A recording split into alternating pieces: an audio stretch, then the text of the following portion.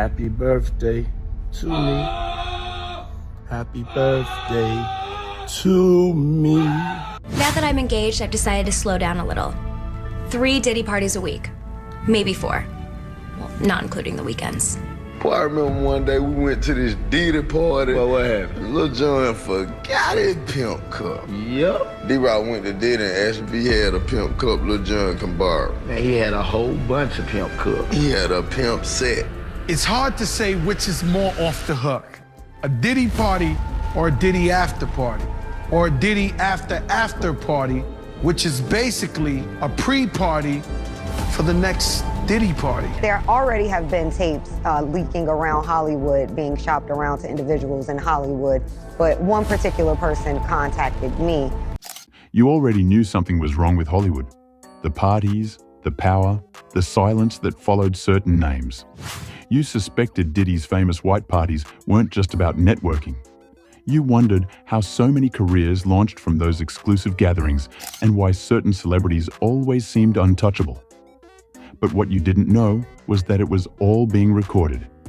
Every compromise, every transaction, every moment of weakness was documented for future control.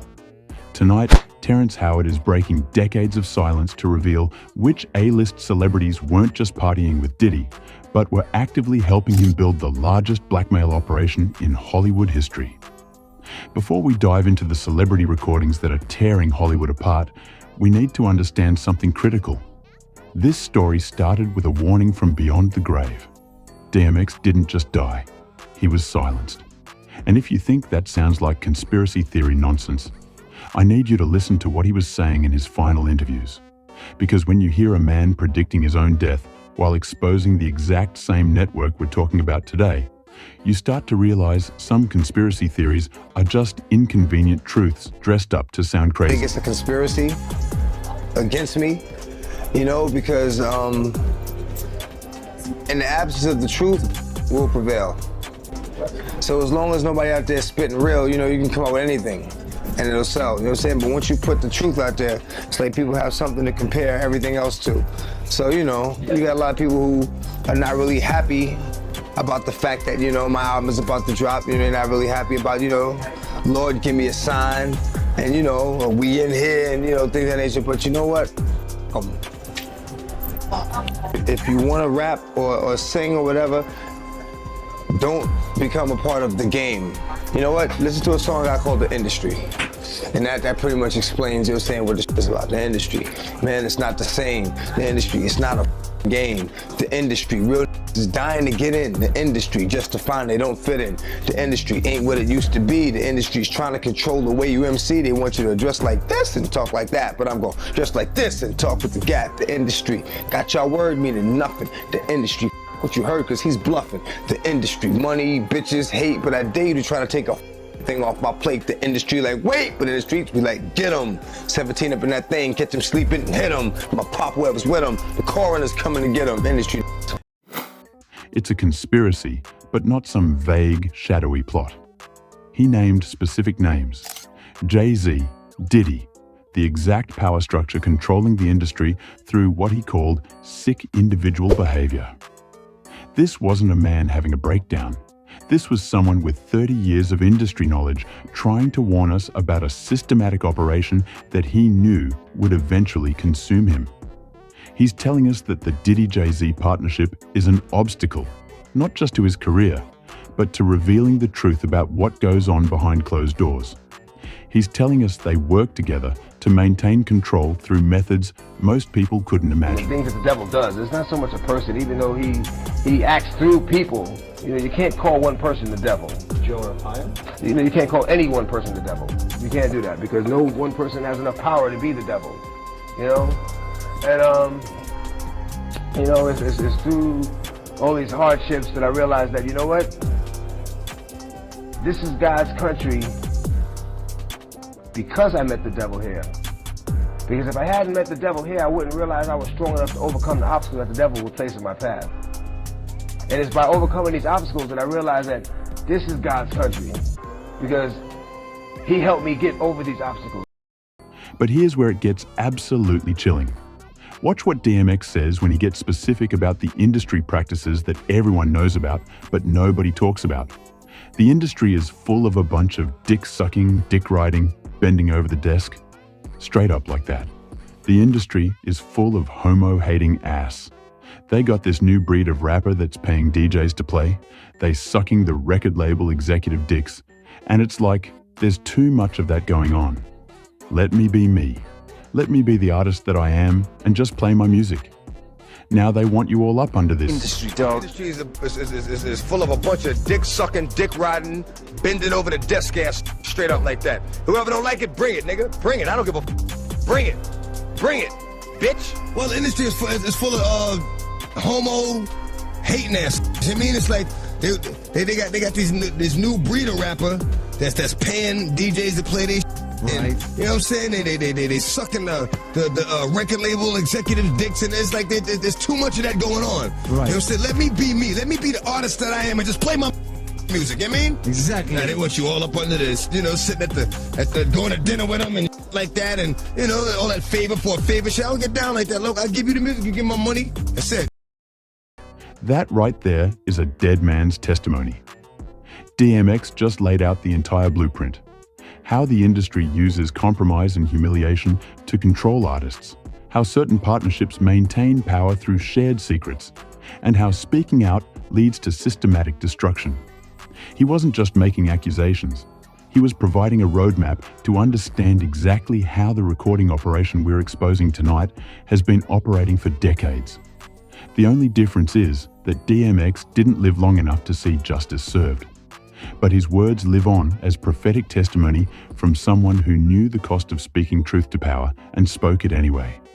What we need is someone who survived the machine, someone who said no and lived to tell about it. A number of producers come in to make the approach, and you threaten to punch them in the mouth, or threaten to knock their head off for talking to you like, or looking at you like you're a woman. You know, when you approach a real man about his masculinity, you're going to get a real reaction back. It's a difference when a guy walks in a room and when a man walks into a room. And a man don't take the same things that a guy will accept. So always be the man in the room. And that's always been my whole thing. And I've lost businesses because I don't bend over in that way. I don't compromise. I don't play gay roles.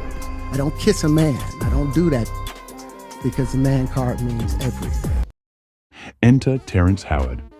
Unlike DMX, Terrence didn't just survive the industry's darker elements, he studied them. And what he discovered about the systematic recording operation will make you understand why they tried so hard to keep him quiet.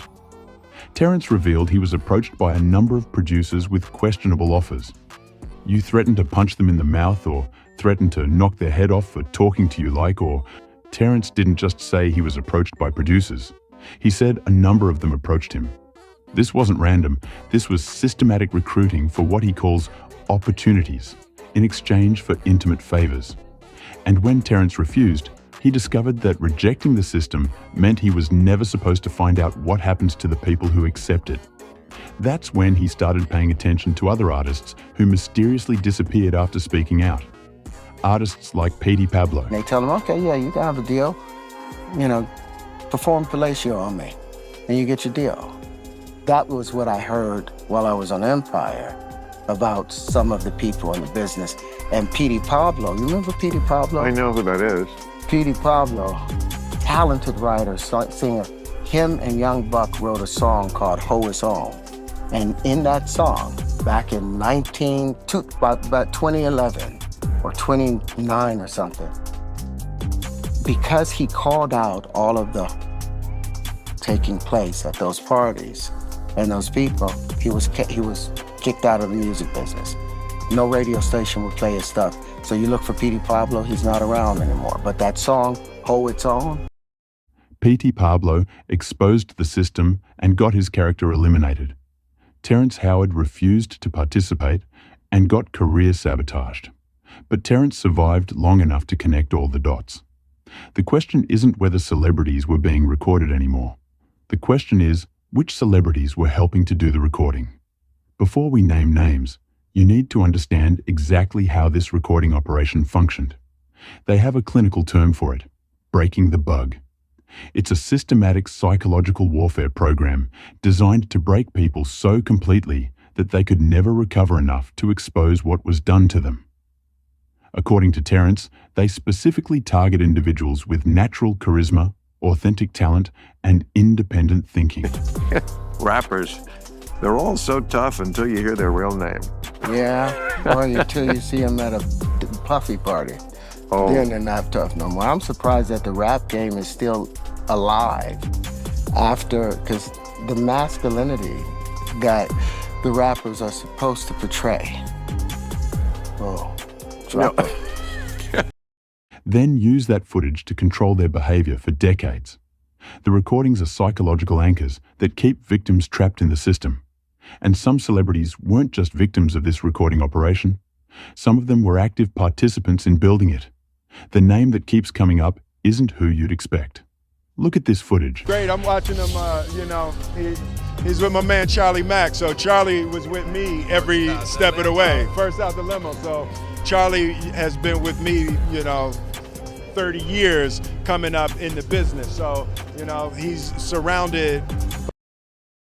Will Smith is gushing about mentorship to a young actor named Bryce Gray from Empire. But watch Bryce's face. That's not gratitude, that's captivity. There's a conspiracy that Bryce's crimes were a result of him being allegedly forced into inappropriate relations with P. Diddy and Will Smith. The allegation is that Bryce was essayed by Diddy and Will Smith. Allegations claim that Will Smith and Diddy forced him into sessions similar to the ones with Cassie, with both men against his will.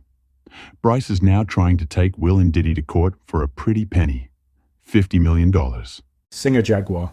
Wright just connected every dot. She said, they told Jada Pinkett Smith and Will Smith that they do weird things in their house, and young men have left their house screaming to get away from them and their mentorship.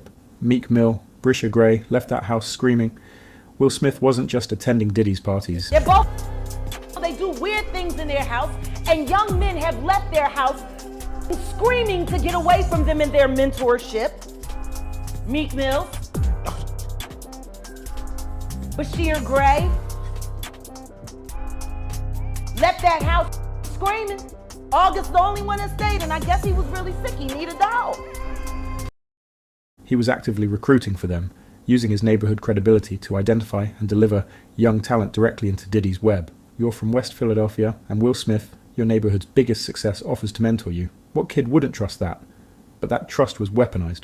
The recruitment network was perfect. Will provided credibility, Diddy provided recording infrastructure, and together they created a pipeline that could identify, condition, compromise, and control endless young talent.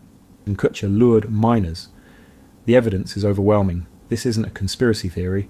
This is documented evidence of the largest blackmail operation in Hollywood history, driven by systematic celebrity collaboration. If you found this information shocking and important, please take a moment to like this video, share it with someone who needs to hear the truth, and subscribe to our channel for more investigations that Hollywood doesn't want you to see.